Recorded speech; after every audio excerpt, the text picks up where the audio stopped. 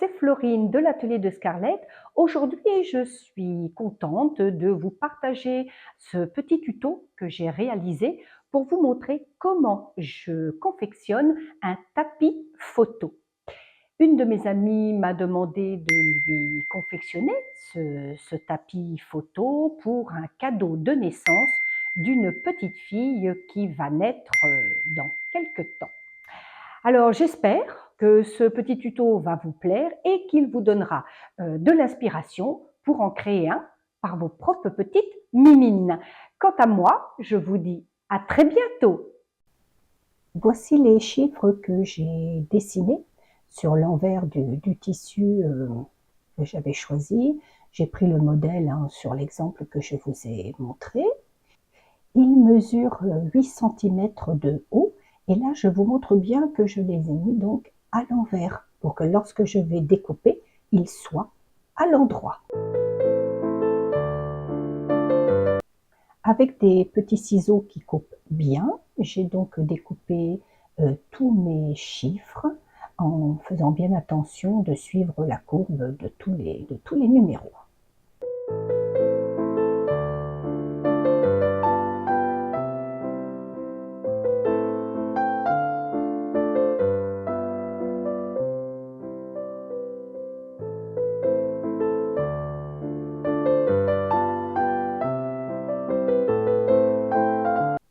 Voici ce que cela représente une fois que les chiffres sont bien découpés et à l'endroit.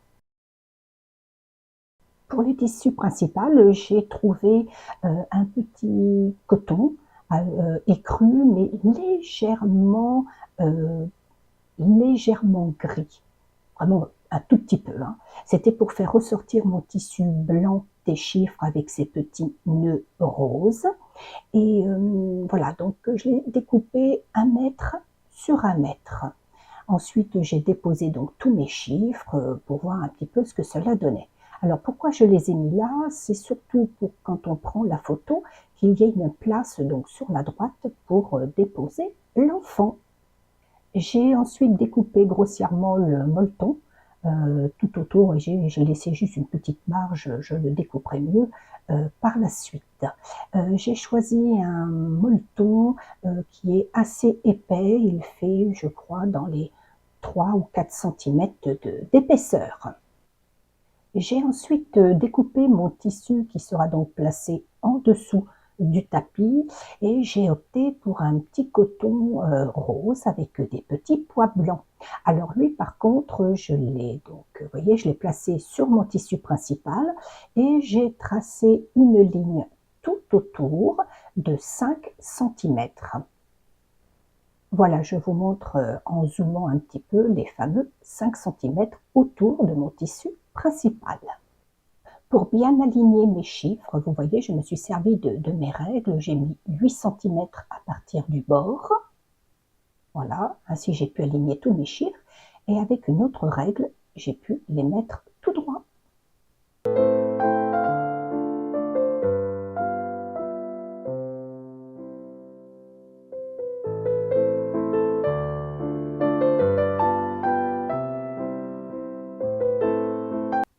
À l'aide de petites épingles, j'ai pu ainsi épingler tous mes chiffres.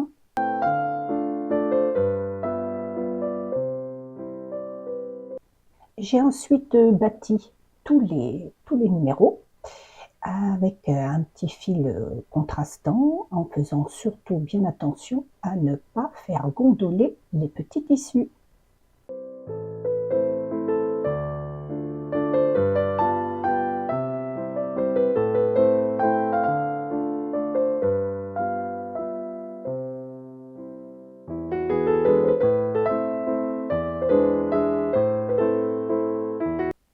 Voici ce que cela donne.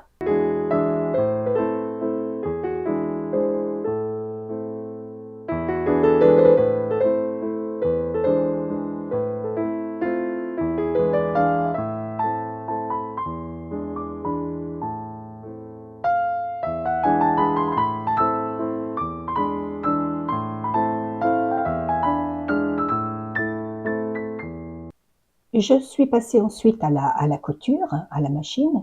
J'ai opté pour un point qui donnait un petit aspect un peu naïf et j'ai préféré changer de couleur à chaque ligne pour ainsi donner encore un côté un petit peu plus naïf au, au résultat, ce qui donnait, je crois, un petit côté ludique à ce tapis photo.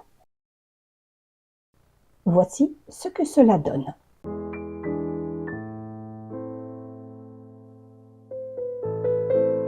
Je voulais une petite farandole de fanion dans le côté droit du tapis pour renforcer encore ce petit côté ludique. Et voici donc les petits fanions que j'ai découpés dans des chutes de tissu en coton. Voici ce que cela donne une fois cousu.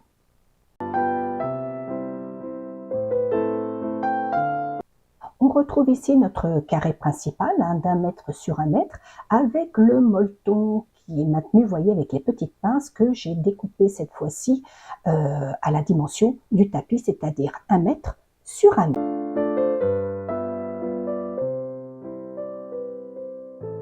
Pour assembler les deux, je vous montre ici que j'ai déplacé mon aiguille à 7, c'est-à-dire sur la gauche, et que j'ai allongé mon point à 4. Vous voyez ainsi, on voit bien sur cet angle de vue que l'aiguille est bien donc sur la droite et malgré tout, je vérifie bien que mon pied de biche soit au bord du tissu. Voilà, donc ça c'est une piqûre d'assemblage juste pour maintenir le tissu principal avec le molleton. Voilà ce que cela donne.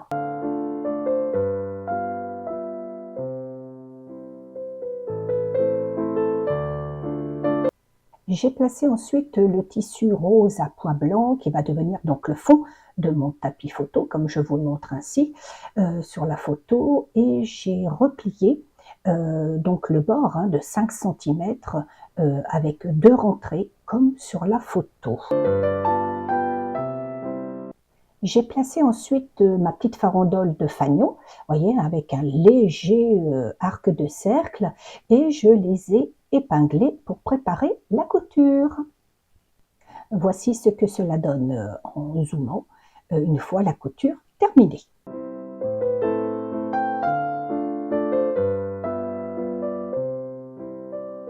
J'ai réalisé cette petite vidéo, vous voyez, avec une chute de tissu parce qu'avec le tapis d'1 mètre sur 1 mètre, ce n'était pas facile pour vous montrer comment réaliser de jolis coins. Je vous laisse avec la vidéo.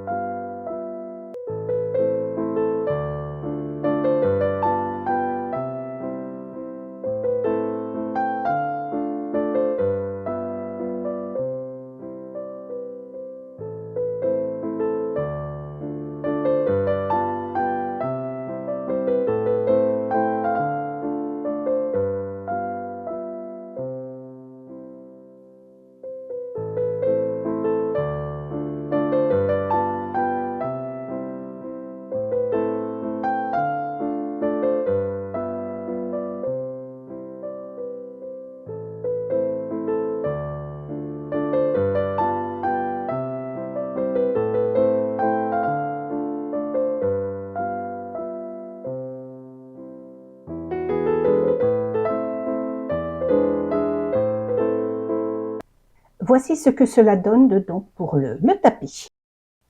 Je vais donc procéder à la dernière couture, celle qui va sceller le fond de mon tapis au tissu principal.